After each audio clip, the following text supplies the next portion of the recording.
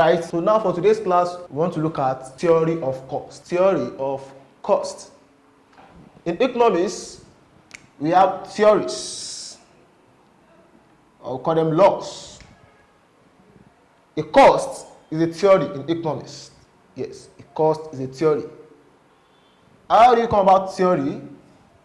We come about theory through our observation, our hypothesis, our experiments. So, theory of cost simply explain the concepts of cost in economics. They are theories because they have laws that bind them, that explain them, that give us more details about each of these concepts. So, when we talk about theory of cost, we are not looking at cost in terms of money cost. No. Because money cost has to do with what? The amount that was spent to purchase an item. And when you purchase an item, you are purchasing what? Finished products. So under theory of cost, we are not dealing with the cost of finished products, which we call cost price. No. And at the same time, we are not dealing with opportunity cost. What is opportunity cost? Opportunity cost simply means the cost of sacrificing a want in order to purchase or to form a choice for other competing wants.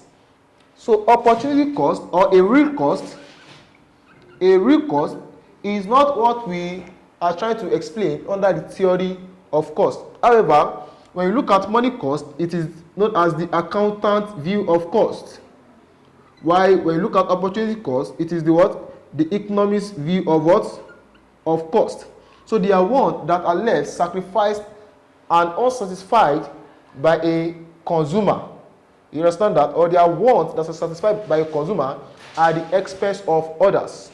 But you see, theory of cost that I want to look at is the same thing as what I call cost of production. Yeah, cost of what? Production. Or you call it cost of output. You know, as a manufacturing and a merchandising firm, you need to determine your cost of what? Production. And you always try to what? To minimize, to reduce your what? Your cost. So we want to look at what we call cost of production. Theory of cost talks about what? The cost of production. Now, when we look at the cost of production, we are now going to look at the different pattern of this cost. So we call them the concepts. So these concepts are the terminologies we use to explain the various costs we have in economics. What is cost of production? Cost of production can be defined as the total amount of money that is spent by a firm or a producer to acquire factors of production that are used or utilized in production what? Activities. And one thing about cost is that it is always a function of what? Of output. Cost is always a what? A function of output. If your quantity increases, your cost also what? Increases. So there will be changes in your what? In your cost. So a change in your cost is when the what? When the quantity what? Increase and your cost what? Increases. We call that the marginal cost. So when the quantity decrease, the cost will what? Will also decrease. But you see, cost and quantity, the changes is not proportional. Why? Because the quantity what? Changes is always double of the what? Cost changes. Do you get that now? So cost is a function of what? Of quantity. Quantity is your output. So just this one is your what? Your output representing Q. While this one are your what? Are your inputs, production inputs. So what are the production inputs? Talks about the cost of what? Land. What is the cost of land? Rent. The cost of what? Labor. What's the cost of labor? Wages. Because as a producer, you incur all these costs. The cost for capital, that's what? Interest. especially when you have a loan capital, you have to pay interest. Then entrepreneur, the cost is what? When you earn loss, is a cost on an entrepreneur. But the earnings to him is called what? Profit. So is that a big profit, or it makes what? Or it makes loss. Now, what we want to look at under the story of cost is what we call the concept of cost. We call it the cost concept. We have 7 cost concepts. There are 7 cost concepts. We have 7 cost concepts. The first cost concept, we call it the fixed cost. The second cost concept, we call it the variable cost. You see, the foundation of cost concept usually starts from these two, fixed and what? And variable cost. It is this fixed and variable cost that gives birth to other cost concepts. So I want to start with these 2 cost concepts. You see, factors of production, they are either what? Fixed or variable. Land is always fixed. However, given the what? The period, whether short run or long run. So if it is, now let's assume you are dealing with short run, land is always fixed. Labor is always variable, either short run or long run. While capital can be either what? Fixed or variable. Yeah, capital can be either what? Fixed or variable. Entrepreneur always what? Because entrepreneur, labor is dealing with what? Human effort. Now, what is a fixed cost? Let's use this production function to explain what? The fixed cost. You know, I told you that if the quantity changes, cost will what? Will change. But it is not having effect on the fixed cost. Every cost are either what? Fixed or variable. So what is making the cost to change here, it is as a of what? The variable cost. Let us write out a cost function. The cost function is expressed as C. Okay, let's say we have y equals mx plus c. Now this is a linear what? A linear equation, or a linear function. So you can say x equals a plus what? Plus bp. Are you getting it now? Or don't let me use bp, because that's similar to price for demand. So let me just use what? Bx. Sorry, don't let me use bx. Since we are dealing with cost and quantity, so let me just use what? BQ. Yeah. So C equals A plus what? Plus BQ. Now, you see, this is a what? A linear cost function. This is a what? A linear cost function. Now, in a linear cost function, we always have combination of what? Fixed cost and what? And variable cost. Now note, fixed costs are also called total fixed cost. Variable costs are also called what? Total variable what? Cost. Yeah. So if you see fixed cost, we talk about if total fixed cost, variable cost, same thing as what? Total variable cost. Now when you have this cost function, let us now denote each of these what letters. This one is the cost of production. Now the cost here is called what? Total cost. Total cost. Here is our what? A. A is our fixed cost. Now remember that in this equation, A is called what? Constant. That should tell you that what? Fixed cost is what? Constant. You see, in this case, your constant in your equation has no business with your what? Quantity. It has no business with your what? With your quantity. So here, quantity is subjected to change due to the what? The coefficient, which is the b.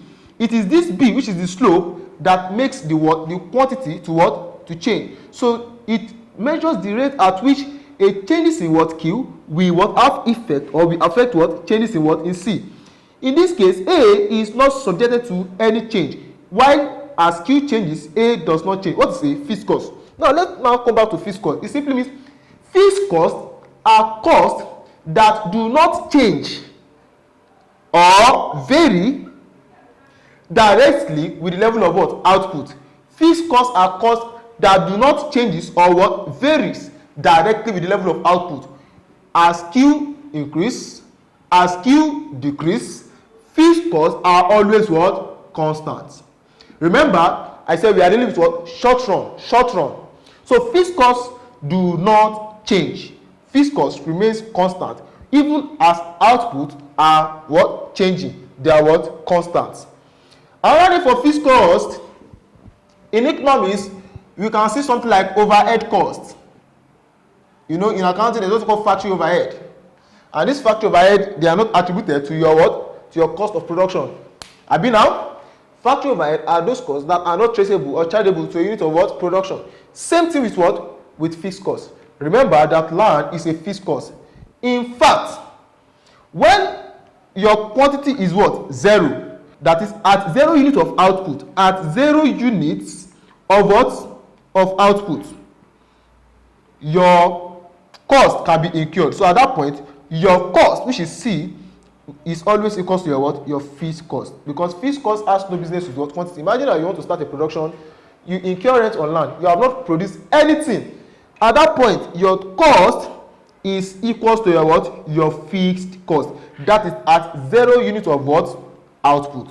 So fixed costs, they are also called overhead costs. In fact, in some cases, we can call them non-negotiable costs. Sometimes you can call them sunk costs. Once they are incurred, they cannot be what? Recovered. But it is in some cases, not in every what? Every cases. We can also call them constant costs.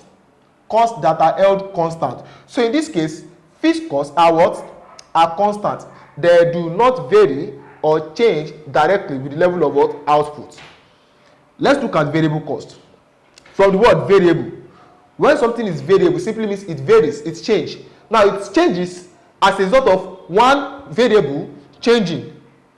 So if we say variable cost, when we look at variable cost, we say variable cost is a cost that is subjected to what? To changes as a result of a changes in the given level of what? Output. So when the level of output change, if Q changes, then your variable cost will what? Will change. So there is a relationship between your variable cost and your what? So we can say the reason why we say cost is a function of quantity is talking about the variable cost as a function of what? Quantity in the short run.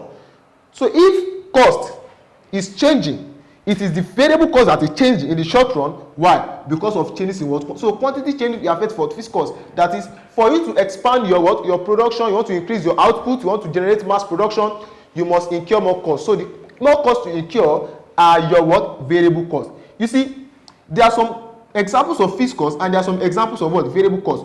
Just take note of those things that when their cost is changing, it's not as a result of what? Output.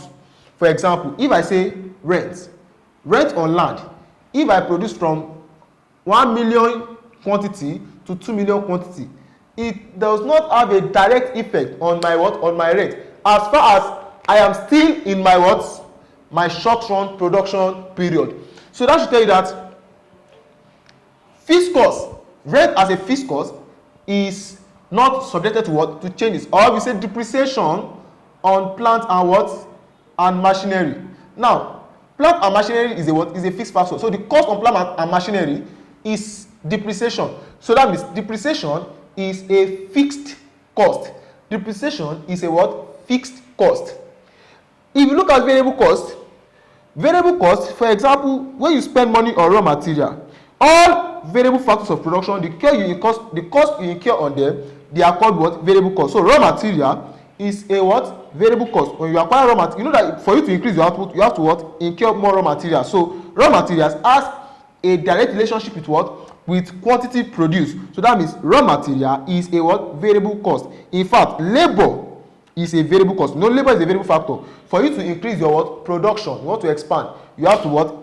Employ more labor. So more labor will increase what? Output. And when you employ more labor, remember that the cost of labor what? Will increase. What's the cost of labor? Wages. That is to say that variable cost has a what? A direct relationship with what?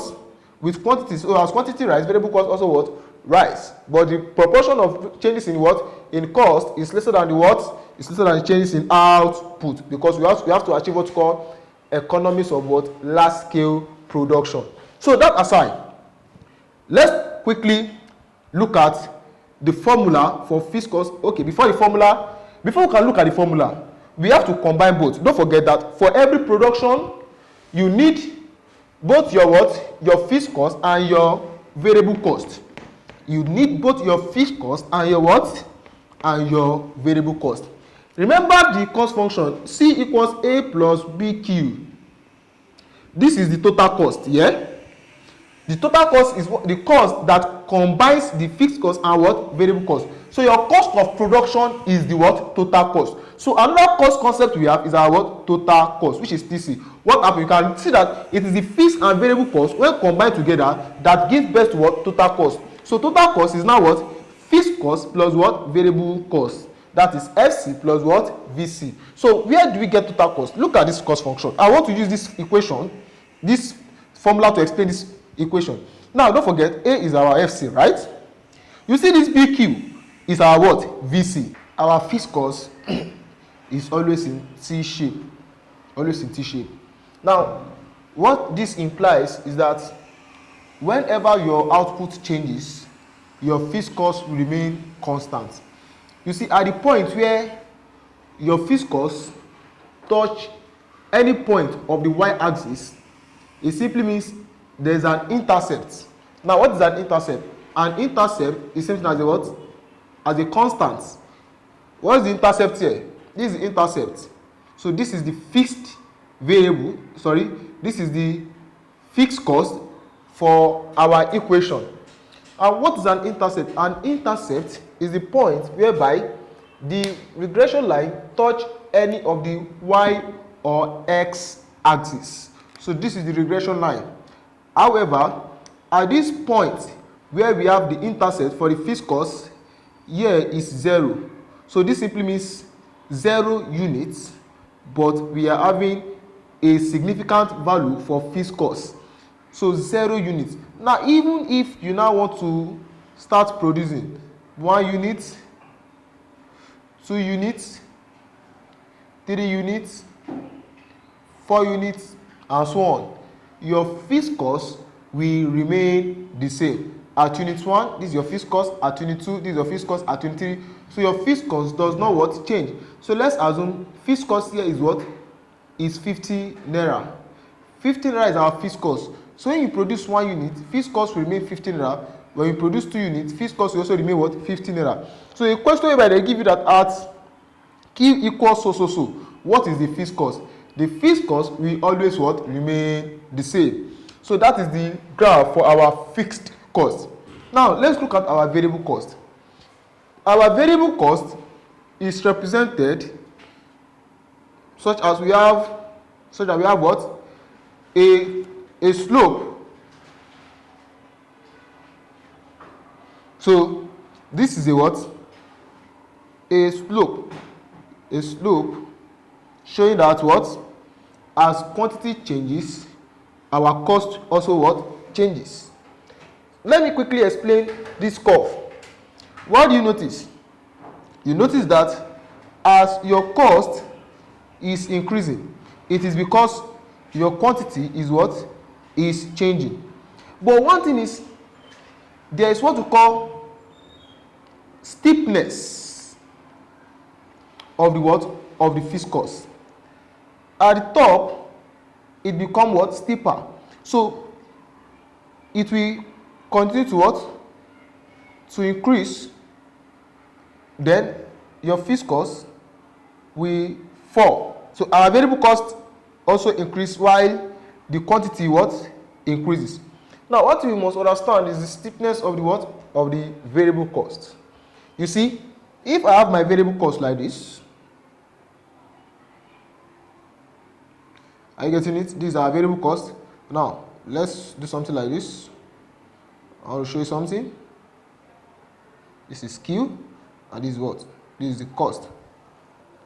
Now, for you to achieve economies of scale, you must make sure that the difference in your output changes must be greater than what? the difference in your variable cost what changes. So can you see that? So that means our variable cost also rise as quantity increase, but this one must have a greater proportion to the cost. So most times when we draw it like this, we can't really say whether it is economics or diseconomics, but most times we just draw it, you know, and we say okay, a positive relation between cost and quantity, that as quantity increase, cost also what changes. So that's why we have a variable cost like this. But in order to show that the firm is actually experiencing benefit, we must have a more steeper variable cost. So it will come in this form. Are you getting it now? So that's our that's how we represent our variable cost. Now, what's our total cost? Our total cost now combines our fixed cost with our variable cost. So here we have our fixed cost. So from here to here, from this point to this point is our fixed cost. Then we have our variable cost. So this is our variable cost. This is our fixed cost. So from this point to this point is our variable cost. Now, this is 15 naira. This 15 naira is our is our variable, is our fixed cost. The 15 is our fixed cost. Now, we have the quantity 1, we have 2, we have 3, we have 4. This is our output. So we have 1 to 4 units. We have 15 naira. This 15 naira, remember, is our our fixed cost. So we have, all right. So let's trace it to our variable cost. Let's trace our variable cost. So let's assume we have something like this. Are you getting it now? So remember, we have 0, from 0 start to then to 50. Then let's say this is 60 and this is what? 70. Are you getting it now? So what do we say? If we want to get the total cost at 2 units, what's our total cost at 2 units? Our total cost will be what? Our fixed cost plus our variable cost. So from this graph, if we have our fixed cost as 50 naira, we have our fixed cost, what will be our variable cost? Now, remember that this 60 is touching our our variable cost. So these 2 units extend to to 70. So 70 is our our variable cost. Now, at 2 units, our total variable cost is is 70. So that's plus 70. So 50 plus 70 give us 120. So our total cost at 2 units is 120. If we want to get our total cost at the 3rd unit, you know, we are still going to have 50 as our fixed cost. Then we will now trace it to the point where it touches the variable cost, then, you know, extend it to the cost axis to get our variable cost. So when we add it together, we are going to get our total cost. So these are the first 3 cost concepts: the fixed cost, the variable cost, and the total cost. Let us quickly look at the remaining 4 concepts. So now, in the theory of cost, the first 2 cost concepts that give birth to other cost concepts are variable cost and our fixed cost. However, to a firm, 2 costs are very, very important to a firm. These costs are known as the average cost. We call them average cost, and marginal cost,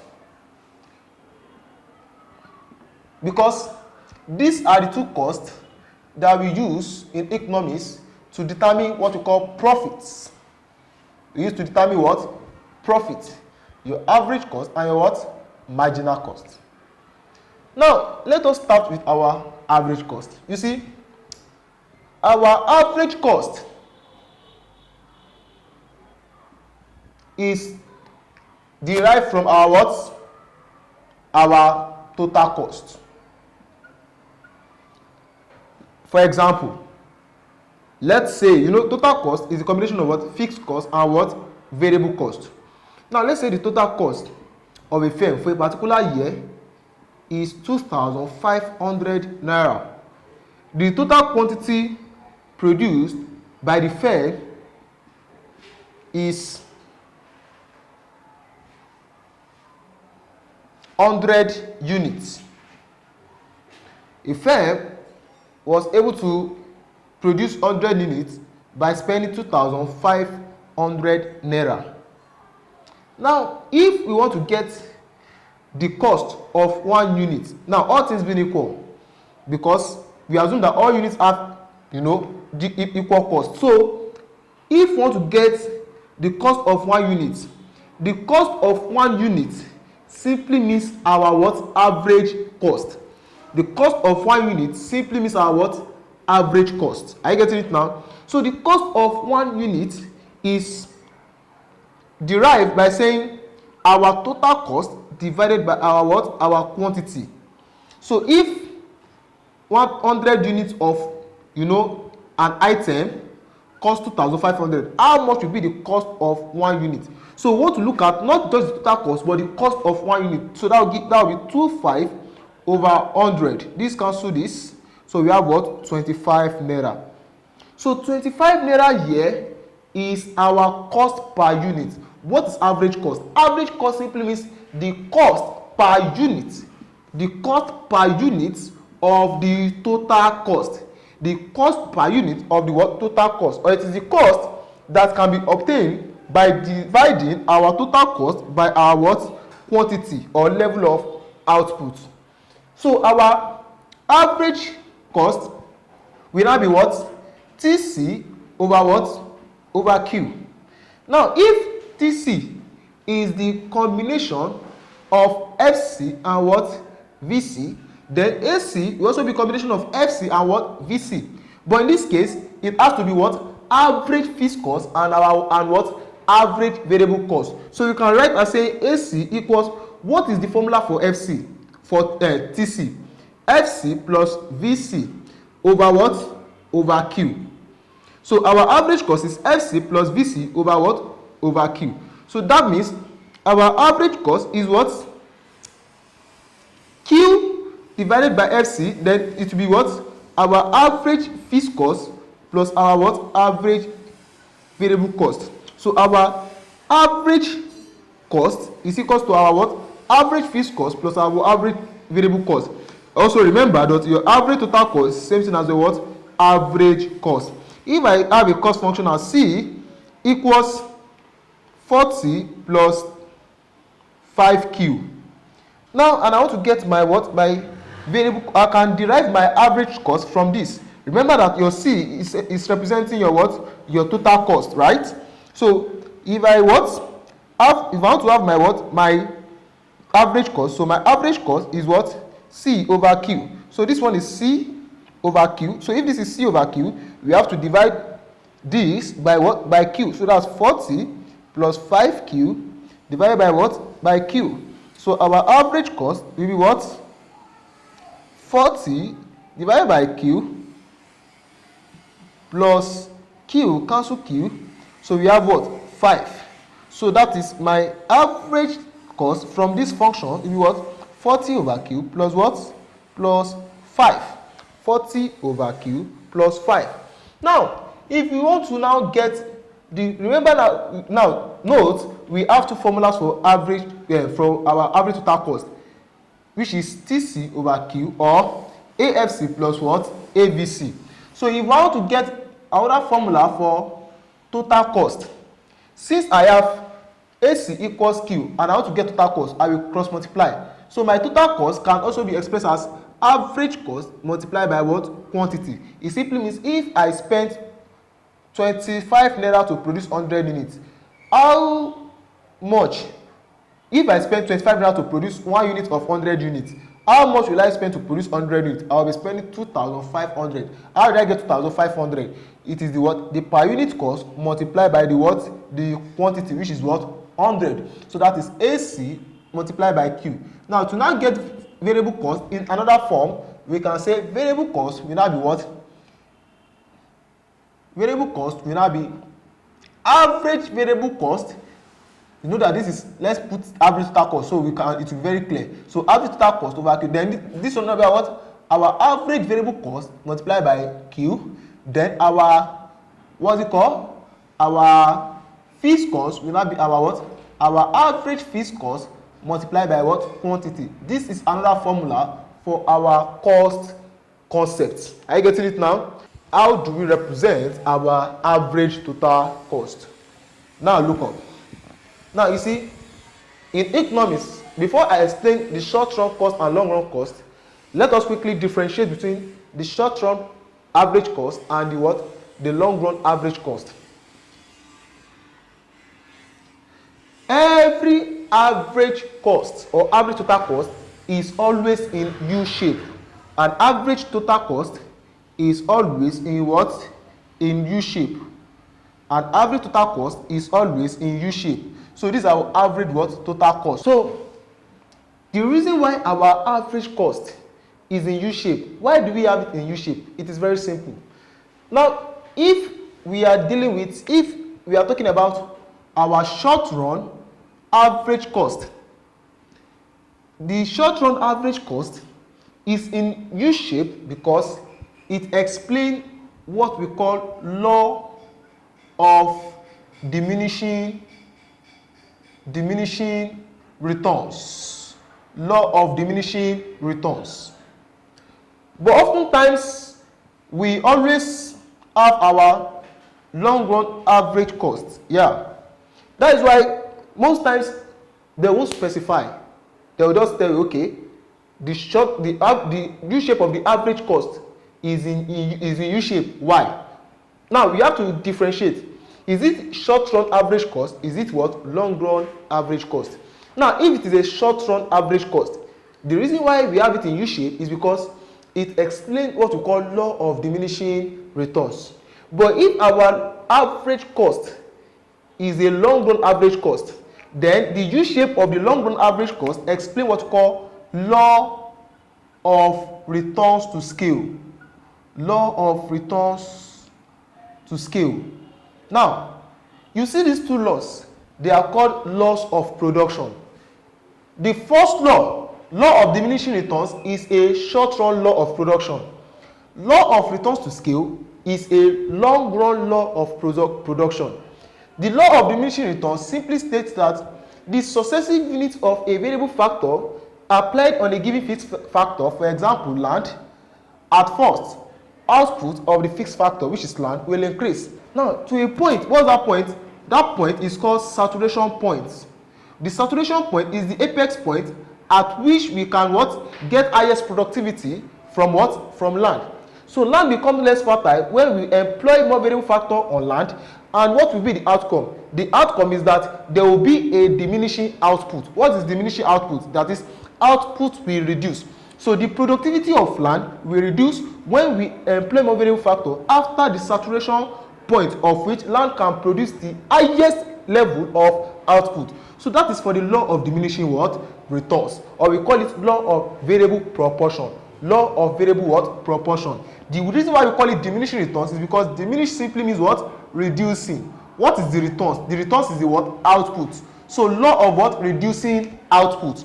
You see the law of returns to scale. In this case, law of returns to scale describes how the output of production changes when there is a changes in the scale of production when inputs are altered. Now what are the inputs? The inputs are what? Labor and capital. Labor and capital. So these are the two laws of production. So remember that when we have a short run average cost, the reason why we have a U shape of the short run average cost is because of law of diminishing returns, while for the long run average cost, it explains the law of what? Returns to scale. If we want to look at, let's assume our Cobb-Douglas function, which is expressed as Q equals A K alpha L what? Beta. Now whenever we have labor is always a constant what? Variable factor. Now in this case, if you have something like this, you see this one explains long run, so we call this one the long run Cobb-Douglas function. The long run Cobb-Douglas function. Now the reason why we call it long run Cobb-Douglas function is because capital in this sense is what? Is variable with labor. But if you have something like Q equals AK, that's bar K alpha then yield beta. This bracket simply means K here is a short run what? A short run capital. A short run what? Capital. That is, the capital we are using here are what? Are fixed, not what? Variable. But in this case, the capital we use here are what? Variable. So, coming back to this, if we assume this average total cost as a short run average total cost, we have the three stages. So, the more you have your quantity, the more you increase your quantity, the more your cost will what? Will fall. So, look at it. The average cost now is divided into three segments. We have A, we have B, and we have what? And we have C. A, B, C. Now, you see this A, B, C represents the three stages of the average total cost. It represents the three stages of the average total cost. Now, the aim of a producer is this point B. Now, this point B is the minimum cost, the lowest point of the average what? Average total cost is called what? The minimum cost. This is the minimum cost. Why? Because it is the lowest. And at this minimum cost, you have produced the what? The highest what? Output. So this is the highest, or this is what we call the optimization level of a producer. What do I mean by optimization level? It simply means the level where a firm minimizes cost and maximizes what? Quantity. And maximizes what? Quantity. So this is the minimum cost. Now, at the point where your A moves to B, it simply means your average cost is what? Is falling. So this is the falling portion of the average cost. We call this from A to B. It simply means there's a decreasing what? A decreasing average total cost. At point B, we call it a constant average total cost, because here it is constant. It is constant. Then at point from, or we can say A, B, C here is also what? Constant average total cost. While from B to C, that's BC, is when the average cost now begins to what? To rise. Why? Because you have employed more input. So at the point where average cost is rising, your output is what? Is reducing. So here is where there's a what? An increasing average what? Total cost. But if you want to use this to explain the law of returns to scale. Now remember that if it is a long run average cost, so the U shape explains what? The law of returns to scale for a long run average cost. Now, returns to scale is divided into three stages. We have three stages for returns to scale. Now, we have what's called increasing returns to scale, increasing RTS, returns to scale. If there's an increasing returns to scale, it simply means your long run average cost is what? Is falling. So we also call it what? Decreasing cost. An increasing returns to scale is also known as what? A decreasing cost. We also have what's called a constant returns to scale. A constant returns to scale. When there's a constant return to scale, it simply means there's a constant what? Cost. And at the constant cost, it is where the long run average cost is at the minimum level. We call the long run minimum point of the long run average cost minimum. So this is the minimum efficient scale. So this is known as the minimum efficient what? Scale. MES. What's the minimum efficient scale?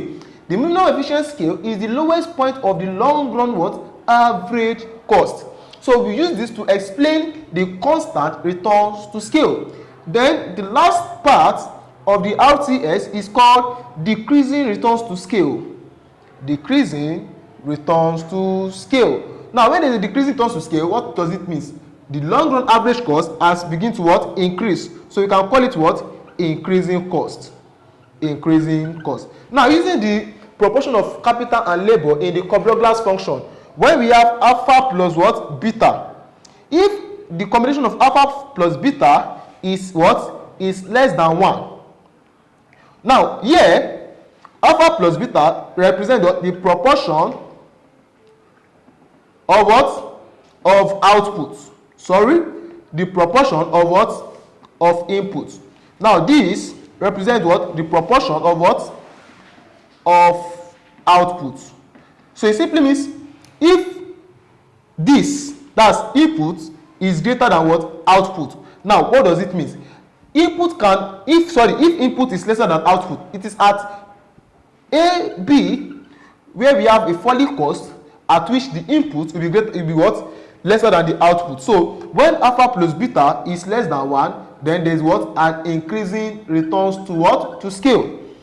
When alpha plus beta are what? Greater than 1, it simply means there is what? A decreasing returns to what? To scale. Now when alpha plus beta is equals to 1, what is the 1? This is the 1, minimum efficiency, that's the proportion of output. So alpha plus beta equals to 1, it simply means the what? There is a constant returns to what? Returns to what? To scale. So that is for our average cost. Now before I look at the other theory, let us quickly explain marginal cost. Remember I told you that the two most important cost concepts are your what? Average total cost and your marginal cost. Now one thing about this average cost that you need to know is that we can have what we call an envelope cost. They don't call envelope cost. Envelope cost. We can use the envelope cost to also explain the returns to scale. Now what is an envelope cost? An envelope cost is a long run average total cost that encompasses or covers different short run average what? Total cost. So each short run average total cost now means or now explain the divisions of the returns to scale. For example, if I have something like this, you might have seen this before, where you have a very big average what? Cost. You now have what? Different average costs. So this is the long run average cost. So the one that covers different short run average cost is the envelope cost. So we have something like this. So this is short run average cost 1, short run average cost 2. We have short run average cost 3. We have short run average cost 4. And we have the short run average cost what? 5. So you see, these two here is representing what? Shows that there is an increasing returns to scale at short run 1 and what? Although the short run 2 has a more increasing returns to what? To short run 1. At short run 3, there is what? A constant returns to scale. So that's where you can what? Have the highest output at the minimum cost. Then short run 4 and short run 5 shows that there's an what? There's a decreasing returns to what? To scale. So when we have an average cost, long run average cost like this, when we have different short run average costs embedded in it, we call it envelope what? Envelope cost. We call it envelope cost. So let me quickly explain the marginal cost. Then after, I will now show you the relationship between the average cost and the marginal cost. The relationship between the average cost and the marginal cost. Now, what is a marginal cost? A marginal cost is the same thing as what? An incremental cost. A marginal cost, same thing as what? Incremental what? Cost. We call it additional cost. It is an additional cost when an additional or extra unit of output is produced. So the extra cost you incur because you want to produce more is called what? The marginal cost. So the marginal cost is the what? Is the changes in our total cost over our changes in what? Quantity. That is the ratio of changes in total cost to what? Changes in quantity. If I have a cost function, C equals 2 plus C equals 10 plus 2Q. Now, for every linear cost function, our marginal cost is always equals to our what? our marginal cost is always equals to what? The coefficient of the what? Independent what? Variable. What is the coefficient of the independent variable? That is 2. So the coefficient of the independent variable is the slope. And what is marginal cost? Marginal cost represents what? The slope of the what? Total cost. The slope of the total cost. What is a slope? A slope simply means the rate at which the what?